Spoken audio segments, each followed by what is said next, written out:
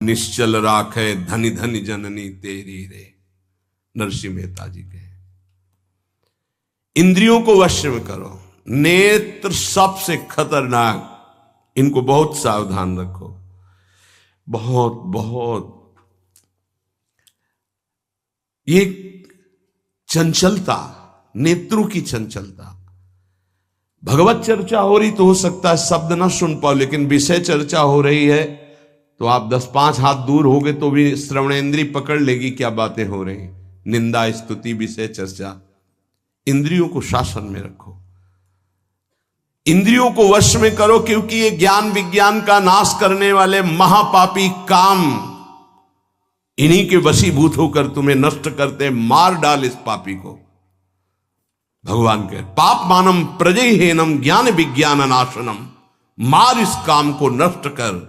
तस्मात् तुम इंद्रियाण्यादौ नियम भरतर्षभ। ये महाभारत सबको लड़नी पड़ेगी। ये महाभारत है, सबको लड़नी पड़ेगी।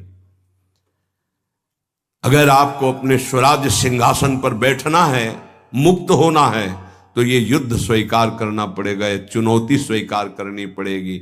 भगवान कह रहे इंद्रियों को वश में कर, ज्ञान विज्ञान का नाश करने वाले इस महापापी काम को अवश्य बलपूर्वक मार।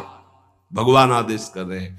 पाप मानम प्रजहेनम ज्ञान विज्ञान नाशनम। तस्मात् तुम इंद्रियाण्यादौ नियम भरतर्षभ। इसलिए पहले इंद्रियों को काबू करो। रसेंद्रिय से शुरू करो, मुख्य द्वार। ये ज्यादा रजोगुणी भोजन पाने पर चंचल होती। जब ये चंचल होती तो हर इंद्रियों में चंचलता। इसको संभालो। उचित आहार, सात्विक आहार, कम स्वाद वाला आहार, बच जाओगे। ज्यादा स्वादिष्ट पाने की कोशिश मत करो। अगर रसेंद्रिय स्वाद नहीं छोड़ पाए तो जनेंद्री का स्वाद छोड़ पाना बड़ा कठिन हो जाएगा। इंद्रियों को विषयों में संयोग मत होने दो। भोग बुद्धि से प्रवृत्त ना करो। केवल जीवन निर्वाह बुद्धि से प्राण पोषण के लिए पहले यहीं से शुरुआत करो। रसेंद्री से प्राण पोषण के लिए अन्न जा रहा है, स्वाद के लिए नहीं। आप नहीं हो भोक्ता, ये रसेंद्री का है। इतनी जबान में रखी गई पूरी बात। यहां के नीचे कोई मतलब नहीं है क्या जा रहा है, इससे यहां कोई स्वाद नहीं। बस ये 2 अंगुल 3 अंगुल का खेल है। इसे क्या गुलाब जामुन है या क्या, बस ये जहां अंदर गए ना तो फिर और कुछ मांगे होने लगेंगी।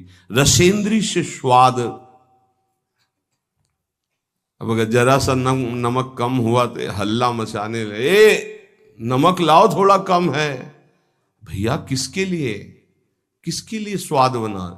कभी कभी तो मनाओ कि नमक डालना भूल जाए, फिर देखे कैसा लगता है। कभी कभी बिना स्वाद के भी भोजन पाना चाहिए। हाँ, ऐसा करो। मन चंचलता रहित हो जाए, इसके लिए सात्विक भोजन करो। अच्छे अच्छे पदार्थ इसको दिखा दो।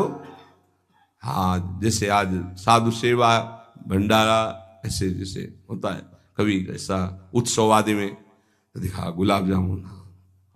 जब परोसने आवे तो क्यों आज थोड़ा उधर ऐसे बस दिखा, और वो चले गए। हाँ बोल दो अंदर से। हाँ, गरम गरम धुआं उठता हुआ समोसा, हरी चटनी, लाल चटनी और वो सेवई नमक वाली। हाँ ऐसे। अब ये खा के तुम ध्यान करोगे किसका, अब ये निर्णय तुम करो। ये चीजें खा के तुम ध्यान करोगे, प्रभु का तो ध्यान होने वाला नहीं। सात्विक भोजन पाने से हमारे अंदर भजन की वृत्ति बढ़ती है, और रजोगुणी तमोगुणी भोजन पाने से भोग वासना बढ़ती है, निद्रा प्रमाद स्थिति आती है। बिल्कुल सच्ची बात समझो, ये 3 गुणों से हर सामग्री बनी हुई। इसीलिए संतों ने निर्णय किया आप ये पा सकते हैं, ये पा सकते हैं, ये पा सकते हैं। खूब अनुभूति विषय, इसलिए मना किया गया आप ये नहीं पाएंगे। क्यों नहीं, भगवान ने तो सब कुछ बनाया है पाने के लिए, तो पाने के लिए भी बनाया है, तो फिर और व्यवस्था भी भगवान ने बनाई है। रो रो नरक अंधतामिस्त नरक, नरक, ये भी भगवान ने बनाए हैं, तो इनका भी स्वाद आप लीजिए। सावधान शतोगुणी भोजन संयम पूर्वक पाइए, नाम जप करते हुए, और इतना कि बस लगे कि हाँ, थोड़ा वजन लगने लगे कि हाँ हो गया, बंद कर दो, शाम के फिर पा लेना। कोई तुम्हें तो ये है नहीं कि पता नहीं मिले कि ना मिले, कई दिन मिले कई दिन ना मिले। उसमें होता है कि अब जो मिला है डाल लो, पता नहीं कई दिन बाद मिले। तो आप लोगों को तो एक मिलता है, तो संयम में आपके पास व्यवस्था श्री जी ने सबकी कर दी, तो संयम से आहार, और अच्छे पदार्थ ना लो तो अच्छा है, अगर लो तो बहुत कम लो, थोड़ा। खीर हटाओ और सब कुछ अब पीने दो, तो वो मन, खीर में नुकसान नहीं है, गुलाब जामुन में नुकसान नहीं, वो जो मन को बढ़ावा मिला रसेंद्री के द्वारा, अब वो इतने में तृप्त नहीं रहेगा, वो और इंद्री को लेकर के भ्रमण करवाएगा हमको। और जब इसको मारना, जैसे मन हमसे गलती करवा देता है तो क्या कहो, गाल में मारो, तो त्वगेंद्री पिट रही, उससे क्या होना है। इसको कैसे मारा जाए, इसको ऐसे मारा जाता है, ऐसे। जैसे गुलाब जामुन, भैया आज हमारा पेट दर्द कर रहा है, वो कहेगा नहीं, कहो, नहीं नहीं बिल्कुल नहीं कहेंगे। वो जो मन को पीड़ा हो रही, अब वो पिटाई हो रही, साधक मन को वो दुलार करता, पीट नहीं पाता। इसको पीटना सीखो, बहुत जल्दी ठीक हो जाएगा। ये कहता है आज ये देख ले, हाँ हाँ बढ़िया है, चलो चतुरासी जी शुरू करते हैं। वो कहेगा नहीं नहीं चतुरासी जी शुरू कर। उसको मारना है तो उसके विपरीत चलना पड़ेगा। साधक से गलती होती, मन को मारना है और वो मारता और किसी को है। आज ये नहीं कहे, आज ये नहीं, आज ऐसे नहीं, आज अच्छा मान लो आप परिक्रमा दे आए तो शरीर को पीड़ा पहुंच रही, मन को कोई फर्क नहीं पड़ रहा। मन जिसको चाह रहा है वो चीज उसको ना दो तो उसको पीड़ा होती है, और उस पीड़ा को आप अपनी मान लेते हैं, इसलिए दुलार करते हैं। इस रहस्य को समझिए, मन की पिटाई जरूरी है, और ये इतने सुरक्षित रहता कि इसको दुलार करना होता, पीटना होता नहीं। इसकी पिटाई है कि ये जब जो मांगे आज ऐसे, तो दिखा दिया कि हाँ देखो ये है, मिलेगा नहीं तुम्हें पाने को, और वो जलन पैदा करेगा। 5 मिनट का चांस है, 1-2 बार केवल आएगा ये कि गुलाब जामुन गुलाब जामुन, फिर बाद में तो मिलना। और रोज कौन मिलता है, हाँ नहीं कोई बात नहीं है, धैर्य रखिए। और अगर वहां सब कुछ बना हुआ साथ में केवल खिचड़ी, तो खिचड़ी परोसा लीजिए, और वो जलेगा, आप देख लेना वो जलेगा। ऐसा क्यों कर रहे हो, इसलिए कर रहे हैं कि हमें श्री जी चाहिए। बदमाश, तुझे हम जो दे, फिर इसके बाद हमसे और मांग करेगा। संतों ने इसको ऐसे बस में किया है। बहुत कठिन, बहुत कठिन है। अगर सामने से मिठाई प्रिय है और वो निकल जाए, आप परोसाओ ना, तो आप देख लो, कामा संजायते क्रोधा, भौं चढ़ जाएगी अपने आप से। कितनी बड़ी चूक हो रही है। परम पद फीका लगेगा, गुलाब जामुन मीठा लगेगा, ये बहुत बेईमान है। आप इस बात से समझ, मतलब सावधान रहें कि इसकी चाल में ना फंसे, इसकी पिटाई जरूर करनी है। मन कहां से पीटा जाता है, इसकी मांग को ना कर दो, बस इसकी पिटाई शुरू हो गई। ये कह रहा है ये चाहिए, उसके विपरीत नहीं। अब वो जलेगा, जलेगा, पवित्र हो जाएगा। और उसने मांगा, वो आपने दे दिया, अब वो और मांग रख देगा, वो आपको परेशान कर। तस्मात् त्वमिन्द्रियाण्यादौ नियम्य भरतर्षभ। हे अर्जुन, ये राग पूर्वक जब किसी वस्तु को पाता है। अच्छा, और दूसरा उपाय, गुलाब जामुन पाना है, हाँ, या 5 गुलाब जामुन देना, थोड़ा नमक ले आना, और शांति। वो कहेगा नहीं नहीं, नमक गुलाब जामुन पाना, मिला लिया, अच्छे से नमक मिला लिया, गुलाब नहीं नहीं पाओ ना गुलाब जामुन। ये उसकी मार है, पर ऐसा साधक मारना नहीं चाहता। सब्जी साइड में करके एकदम दोना में अलग रस सहित जे भी ऐसे किया, पूरा फूटा मुंह में। तो अब वो मन का पोषण हो रहा है। हर वस्तु का ऐसे ही, सब हर विषय का सेवन ऐसे ही है।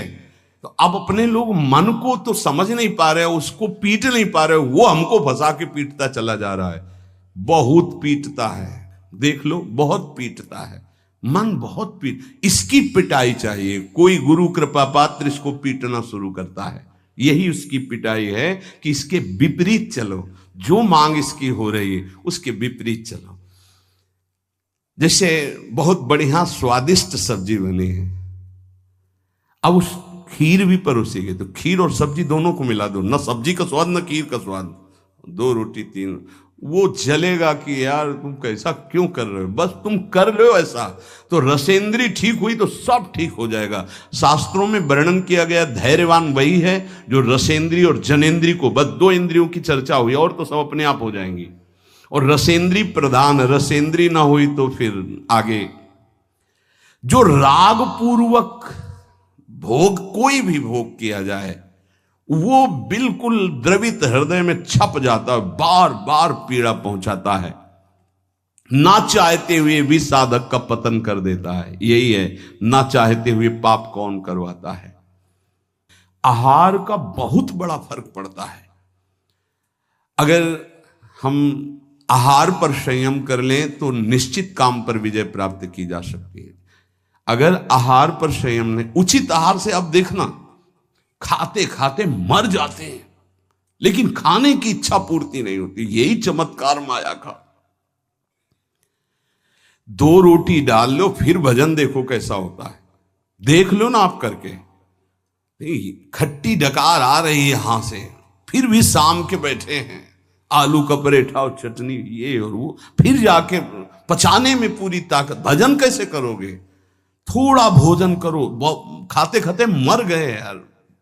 आज यहां का, कल वहां का, परसों यहां का, संसारी पुरुष इसी में लगे रहते हैं। सुनो, उतना डालो जितना प्राण पोषण के लिए। कभी ऐसा देखो कि पेट में वजन ना आने पावे। अगर आपको भजन बढ़ाना है तो पेट में वजन ना आने पावे। ऐसे जब बैठो और भोजन शुरू करो, जहां लगने लगे कि पेट में कुछ आ, वहीं बंद कर दो। और 1 दिन का अभ्यास, निर्णय करो कि 2 रोटी इतना इतना इतना हो, उतना ही। ये बार बार बांटना और बार बार पाना ये साधकों के लिए ठीक नहीं है। एक बार रखवा लो 4 रोटी से दाल सब्जी और बस खत्म। आपका घर है, आप श्री जी का प्रश्न, बस एक बार, और उसी को पाके अपना भजन करो। धिक्कार है जीवन को। खाते खाते अवस्थाएं बदल गई, बचपन से लेकर 50-60 वर्ष को वही खाने की इच्छा। कभी तो थोड़ा मन वही फंसाए है, मृत्यु आ जाएगी फिर भी खाने से तृप्ति नहीं होगी। एक बार इस रसेंद्री को काबू में किया जाए, भोजन पर सावधान, थोड़ा अल्पाहार, इतना जिससे हमारे प्राणों का पोषण हो जाए, सब ठीक हो जाएगा। आप देख लेना, अल्पाहार। अगर भोजन सुधार नहीं होगा तो फिर भजन में सुधार नहीं होगा। भोजन, बहुत प्राण शक्ति प्रबल है आपकी, ऐसे नहीं निकल जाएगी। बहुत प्राण शक्ति बलवान होती है। वायु, अन्न, जल उचित चला गया तो खूब साधना बनेगी। इसलिए कोई भी वस्तु राग पूर्वक सेवन न की जाए। ये ज्ञान मार्ग, भक्ति मार्ग, जो मार्ग के उपासक, उनको इस बात पर विशेष ध्यान रखना, चाहे गृहस्थ हो चाहे विरक्त हो। शास्त्र के अनुसार कर्तव्य कर्म होने चाहिए और राग रहित आहार विहार होना चाहिए। पूज्य श्री पंडित गया प्रसाद जी के शिष्य मास्टर बाबा, उनके पास जितने साधक रहते थे तो उनकी सब्जी में नमक नहीं, खीर में चीनी नहीं, ऐसे ही उल्टा सीधा बनता था। तो जानते हो कैसे साधक रहते थे?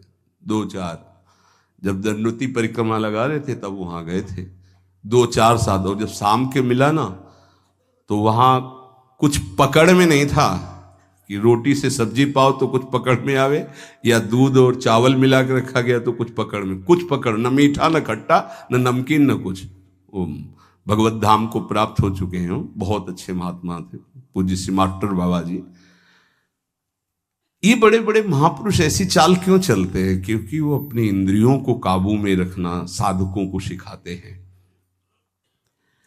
काम को मारने के लिए सबसे पहले इंद्रियों का नियमन करने को श्री भगवान कह रहे हैं। तस्मात् त्वम इंद्रियाण यादव, नियम में भरतर्षभ, इनको पहले कंट्रोल में करो।